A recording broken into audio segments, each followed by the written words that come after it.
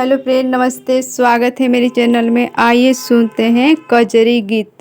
बदरा चढ़ आइल असमनवा, रिमी झिम बरसे सवनवाना। बदरा चढ़ आइल असमनवा, रिमी झिमी बरसे सवनवाना।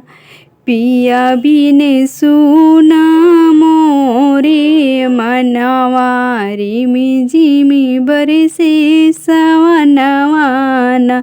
रिमी झिम बरसे सवनवाना, हो रिमी झिम बरसे सवनवाना। पिया बिने सुन भइले मोरे मनवा, रिमी झिम बरसे सवनवाना। बदरा चढ़ आइल असमनवा, रिमी झिम बरसे सवनवाना। रुनु झुनु बहे पवन पुरवैया, रुनु झुनु बहे पवन पुरवैया। सावन मास के चढ़त समैया, सावन मास के चढ़त समैया। खिल गए फूल अंगनवाना, खिल गए फूल अंगनवाना। हरियर लागे खेत खरिहनवा, रिमी झिम बरसे सवनवाना। हरियर लागे खेत खलिहनवा, रिमी झिम बरसे सवनवाना। बदरा चढ़ आइल असमनवा, रिमी झिम बरसे सवनवाना। रतिया में बिजुरी चम चम चमके, रतिया में बिजुरी चम चम चमके।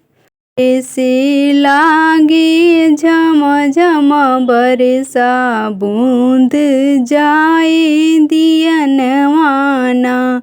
बरसे लागे झम झम बरसा, बूत जाए दियनवाना।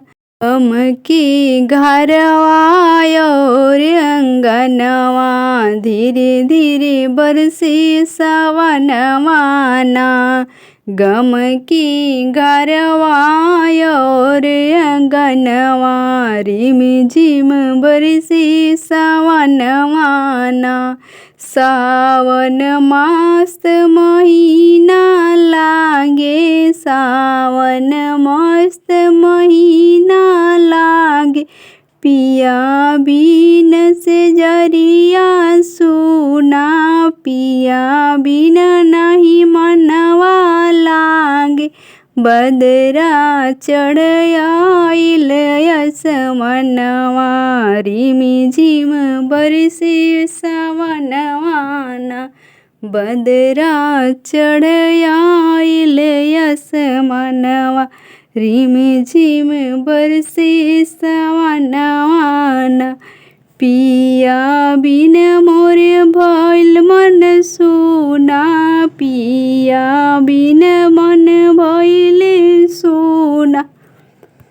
मोरे लागे न मनवाना, रतिया करवट फेरी भरी बीते, रिमी झिम बरसे सवनवाना।